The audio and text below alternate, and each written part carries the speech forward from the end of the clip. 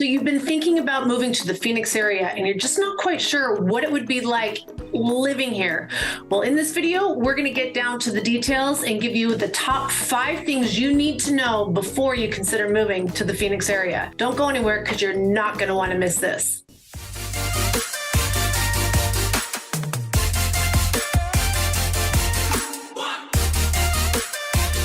Hello, this is Cheryl Willis over at the Real Agent Now group right here in Phoenix, Arizona. And if this is the first time to our channel, you're going to want to tap that little subscribe button and click that little bell there so that you are notified each and every time we release a new video. We are getting dozens of calls every single day and we love it.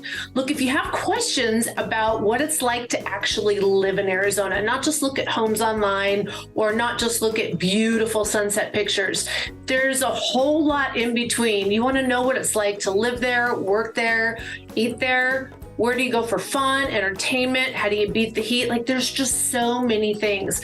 But we're not going to be able to answer your questions unless you pick up that phone, give us a call, shoot us a text. Days, nights, or weekends, we got your back when moving to Phoenix, Arizona, and all the questions beforehand. It is so funny how so many people think that Arizona is just desert.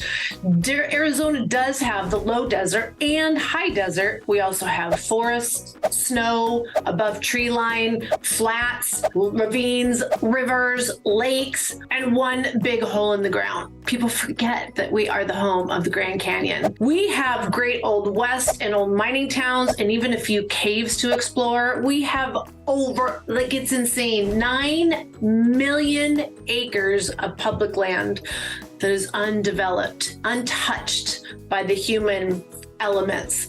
Look, living in Arizona is really unique. It's very different than anywhere else in the country.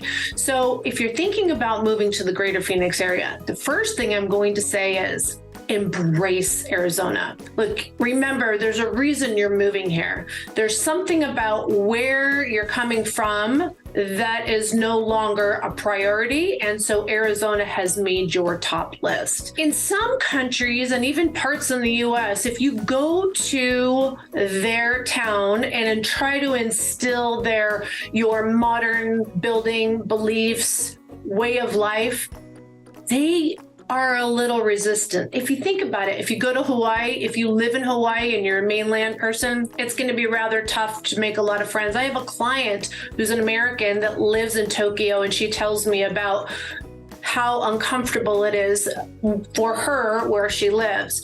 Arizona people are amazing. They will welcome you with open arms. But again, don't try to change Arizona. Embrace it. Now, this doesn't just mean your way of life, but let's talk about even just housing. I cannot tell you how many people want to come here and they want to live with green and trees and grass because that's what they're used to and that's where they come from. But that's not really what Arizona is. Now, mind you, again, over 27% of our state is forests, but not in the Phoenix area. So if you are looking for something a little bit more green and bushes, then we always recommend low water demand plants, or you can go with turf grass. You can get a lot of green, just different kinds of green in Arizona. So take that into consideration. Not to mention, everybody always talks about what's going on with the water. If you move here, wouldn't you want to do your part? Again, it's part of being an Arizonan. And so again, my first recommendation is remember why you moved here, embrace the local landscape and the brownness. There are some beautiful browns, and sports teams. I'll tell you, we love having the diversity of teams out here. We have everything from baseball to football to basketball to women's league to spring training to b-ball, like absolute. We even have pickleball. Not that that's a national team or anything, but we have all kinds of sports teams. We love having all the different competition when they come to play, like the Cardinals. But just remember, the home team Maybe you could have a little secondary flag there to root for them. And political views. If you don't like where you're coming from, try not to instill them here in Arizona. That's why you've probably chosen Arizona, because it's a more moderate state either way you're looking at it. All right, let's also address that we do have 4 seasons. We really do. When I say we, I mean Arizona. If you are looking for 4 seasons, you can get it within a drive. It's not impossible. For instance, I know a lot of people that have chosen Florida as a place to retire. And if they want to get to the snow, we're talking a 10-hour drive minimum. Well, here, if you live in the Phoenix metro area, right now, and we're in January 2023, if you want to get to the snow, you're talking about an 1.5-hour drive. Not unusual in the wintertime. If you really want to embrace that snow, chances are you don't. But if you really want to enjoy that snow, because I have a lot of fun with my dog, we go up there probably once a month and frolic around in the mountains. In the summertime, that's where we go to cool off, for lakes and streams and ponds and creeks. There is so much outdoor activity. But here in the greater Phoenix area, it is hot. Now, here's a question I received the other day. Someone considering the difference between Phoenix and Tucson, and they're like, well, isn't it really, much cooler in Tucson? Well, it is by about 10 degrees. But when you're talking 115 here and 105 there, does it change your lifestyle all that much? Probably not. In my opinion, anything over 105 is just reason to stay inside. And here's the thing too, everything in Arizona is built around our temperatures. So we have a lot of indoor parks for the kids. We have indoor activities. We have movie theaters, from your traditional $3, throw popcorn kind of fun ones, to the higher end where they serve dinner and the reclining chairs. There's so many things that you can do indoors. We also have festivals that instead of having them during the day, like from 9 to 2, you're going to see them be from 4 p.m. to 10 p.m. So life is a little different. We have adjusted for the heat. My first thought is, for people that move here, you're probably going to make some changes to your vehicle. If you have a dark vehicle, chances are when you go to buy a new one, you're going to be getting a light colored vehicle. It really, truly does make a difference. You're also going to get window tinting, which in Arizona, you are allowed almost completely black on the side all the way to the back. I have this in my vehicle. I therefore never have to wear sunglasses because hardly any sun comes in my car. Now, does that mean that I don't get a hot vehicle? No, it still gets hot. So I purposely have car seat covers, because although you love leather seats, when it's hot, you don't, because you sweat, they get hotter. So I have car seat covers on my leather seats. Again, you don't have to. It is a good trick that I have.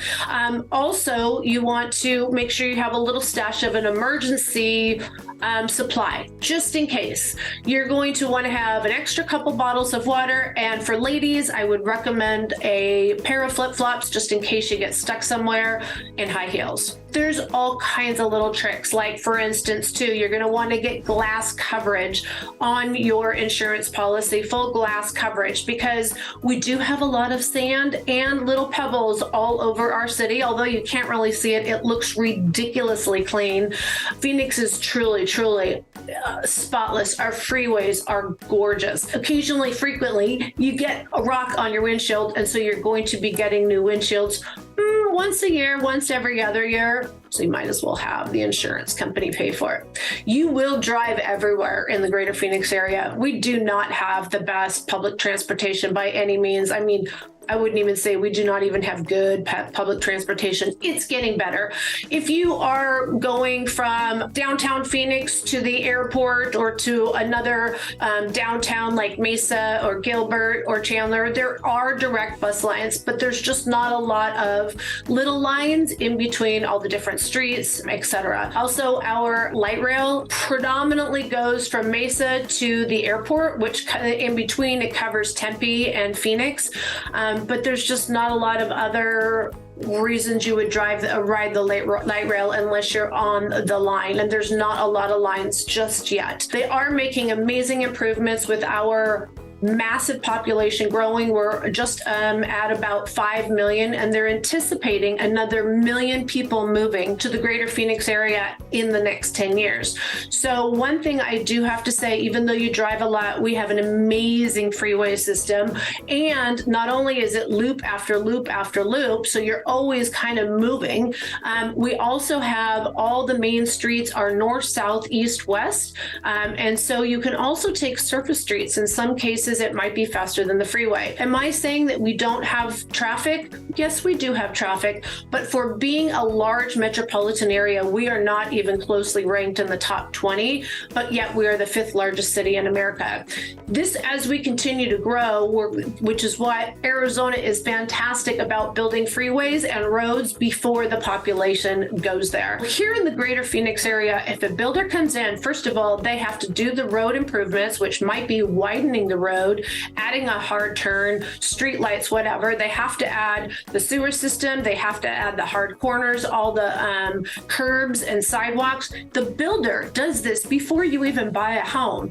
They also, in HOA communities, if they are going to have a clubhouse, a pool, community center, parks, those are built first, and then they sell the single family, then they sell the home. So you know when you buy that home, what's already included in the HOA and what the HOA is going to cost. No surprises after the fact. Now, if you don't love outdoors, I'm not sure you would really be able to fully appreciate Arizona. There are 6 national forests, not parks, forests. Like I said, over 27% of Arizona is forest. 4 million acres. I didn't even realize that. It's just crazy. That is untouched. So here in Arizona, we take a lot of pride in taking care of our forests. Pack in, pack out, meaning there's not garbage cans along the freeway, along the trails. You need to pack in your garbage and take it out with you. So take care of our state. We do. Oh, the forest fires are devastating, but I'll tell you, the forest is resilient and they come back so fast. It is unbelievable. Almost all of our fires have been started by lightning. When there is a very, very dry condition situation, they will close the national parks. And that does sometimes happen around the 4th of July. So you want to make sure that you stay in tune with everything that's going on with the forest department. The state parks, the trails, there's campgrounds absolutely everywhere. If you love off-roading, if you love camping, RVing, horseback riding, fishing, biking, boating, I'm telling you, Arizona has it all. And if you live in the Phoenix metro area, there are 3 different lakes that you can actually get to. We used to have a boat. We actually had it dry docked at a storage facility, which, by the way, there's a gazillion storage facilities in Arizona. But we would therefore be able to take our boat to either Saguaro Lake, Canyon Lake, or Lake Pleasant. Saguaro and Canyon are smaller, so you need to get up first thing in the morning and make sure you drop your boat because there is a limit. Lake Pleasant is so large and still full of water that you could always get on Lake Pleasant. And also they do have berths at the lakes, but they're rather expensive because they are minimal. It's interesting how people have asked me if it's snowing in Phoenix. And I'm surprised at how many people know we don't get any snow in Phoenix.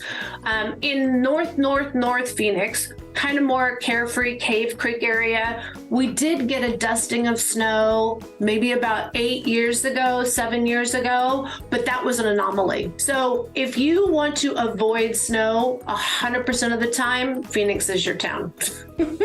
Now, we're not desert. Although I have to say, before Phoenix was built, it was nothing but desert. So we have built in the desert, therefore that's why we have no snow, but we don't literally live with rattlesnakes that are just crawling across our street. we do have a lot of mountains that are still remaining inside the city. You are going to see some of the most beautiful views and landscape in those areas. That is where you're going to find those critters. You're going to find scorpions, rattlesnakes, Gila monsters, and then some of even the bigger animals like coyotes and javelina and things like that. If you don't want to live near these animals, don't go near their home. So if you don't want to have rattlesnakes, don't live near the mountains that are still remaining in the greater Phoenix area. I live in the Chandler area. I can honestly say I have never heard of a rattlesnake in a home or even a yard in the city of Chandler. Now, there are other snakes, and again, it depends on where you live. Like even in the town of Gilbert, there are some people reporting some different types of snakes that are harmless, as well as frogs. Gilbert was predominantly once all farming community. So you still see those inhabitants. In Scottsdale, most of Scottsdale is very desert focused, and it is still part of Mother Nature. So scorpions and rattlesnakes in the Scottsdale area, especially the ones with the most spectacular views, are going to be very prevalent. That's not to say that you can't scorpion proof your home, which you can, and there are some other things that you can do to help divert some of these animals, critters from coming in your yard. Like for instance, having an outdoor cat. People don't realize that. That will take care of a lot of this stuff. One of the other things that we really, again, because of the outdoors, the amazing weather that we have, about 8 months out of the year, you are outside. If you are not outside, you feel guilty AF. I'm telling you, I have a dog, and if I don't have my dog outside playing, I feel guilty. He lives the best dog life ever. And what we do to embrace it, like maybe we don't have time to go on the trail, or maybe we don't have time to go hit the mountains. There's festivals everywhere. There's outdoor shopping. There's local parks. There's water parks. There's dog parks. There's local trails, like walking trails. Even in neighborhoods, there's so many outdoor local things to do.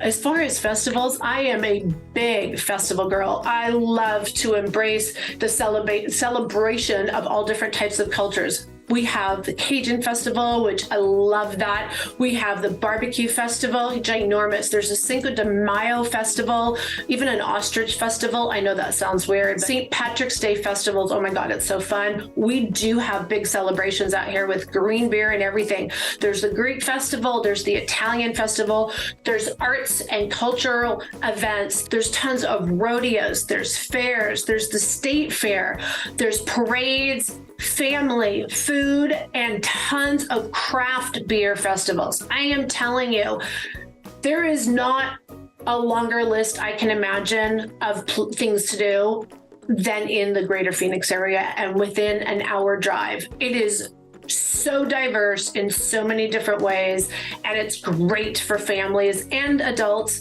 that love to enjoy different things. Here's another thing you want to remember. When you come to Arizona, we have open carry gun laws. And so people don't realize we, at one time, were the wild, wild west. Think about it, guys. The OK Corral, that was here in Arizona. We still have a huge Western influence in our state, and we try to preserve that. You'll see that when you come here. And again, it kind of goes with that, remember why you come here and embrace Arizona. But that whole Western theme, Southwest theme, and like I said, people really are wearing cowboy boots. You see cowboy hats all the time. You'll see horses on trails all the time. And you will see people carrying guns. So they call it everyday carry. Women usually keep smaller pistols in their purse. It's not uncommon to be licensed and to carry, to pack. So don't be freaked out by it. It's not like we have, gunfights in the street anymore. And the last thing I want to say, and mostly geared towards women, but I think men don't take it seriously enough, but living in Arizona, you want to make sure you take good care of your skin. I, for one, go to the dermatologist every 90 days because I've had some skin cancer scares. But you know what? I didn't get that from Arizona. I'm originally from California. In the 80s, this girl was laying out at the beach with baby oil or nothing at all. Remember when we used to have those foil things and we'd put lemon in our hair to make it yellow? Yeah. It was so bad. I think I remember when they finally came out with SPF. Remember, it was like SPF 2, right? And anything more than that was solid white, like the zinc nose, right? Like, anyways, point is, skincare is for everyone, and especially, you know, what you do in your 20s and 30s, it hits you when you're 50s, 60s, and you want to take really good care of your skin and yourself in Arizona. It is very dry climate. You want to stay hydrated. That actually helps your skin. I literally I have this 30-ounce Yeti. I probably drink it probably 5 full 30 ounces a day. And the cool thing is the ice, even in my car when it's the middle of the summer, I'm telling you, it stays ice cold all day long. Water is essential. And if you're a hiker, don't just bring a bottle of water, all right? You got to bring, it's a water pack. It actually goes in your backpack. And so you're literally sucking on it. By the time you are thirsty, water bladder, by the way, if by the time you are thirsty, your body's already telling you it's dehydrated. Make sure you wear sunscreen, even light sunscreen. Anything is better than nothing at all. A lot of people wear hats, and hats are super cool now, right? Everything from baseball hats to fishing hats to hiking hats to gardening hats to the stylish hats. Glasses also help protect your eyes, and just moisturizer, moisturizer, moisturizer. I myself literally have it everywhere. I have it in my purse, in my car, in my desk drawer, next to my bed. I'm constantly putting moisturizer on, and I'll tell you, a drier climate, though, is easier on your body. It is, if you have aches and pains, if you have rheumatoid arthritis, I can't even say that. If you have surgery and you have those pains when it's raining and storming, all of that is alleviated here in Arizona. So there's a lot of positive, and again, it's less wear and tear, believe it or not, on your organs. All right, guys, I hope you found all this information valuable. I'll tell you, I could go on for hours about what to do before you move here, when you move here, how to prepare to buy a home. There's so many things that I want to share with you. So you know what? Just give me a call. I don't care if it's 6 months in advance, 2 years in advance. Give me a call, shoot me a text, send me an email. I want to answer your questions. I can't even think of all the questions asked. So, and yours are probably really unique. Maybe you want to know about schools or areas or up and coming areas, freeways, like employment. I mean, there's so many questions, like how do I cover it all? How do I know what you need to know unless you give me a call? Pick up the phone, send me a text, send me an email, days, nights, or weekends. We got your back when moving to Phoenix, Arizona, and in between, answer your calls or answer your questions. You know what I meant. All right, take care, be kind, and I hope to see you soon. Make your comments below. Bye.